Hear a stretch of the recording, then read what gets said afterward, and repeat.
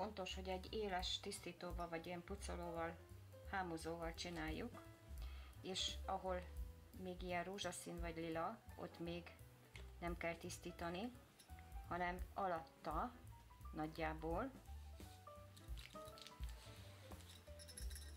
Hogyha éles a tisztítónk, illetve ez a minek hámozónk, akkor egyszer elég végighúzni, és akkor nem nagyon rányom, vagy mondjuk ez nagyon éles nekem, ami van, és akkor a végén, itt a végét letörjük.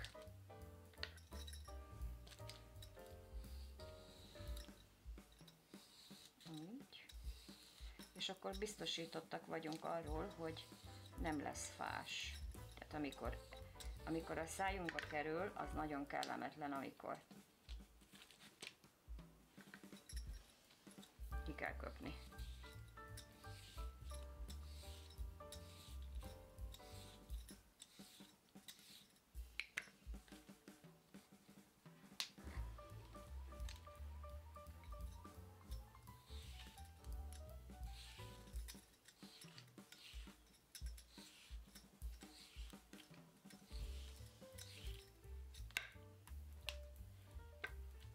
Különböző helyeken törnek el, nem egyforma, például ez egy elég erős szál.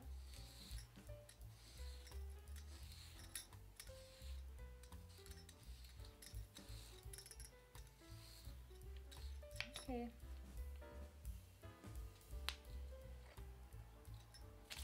És akkor meg is van tisztítva gyönyörűen a spárga.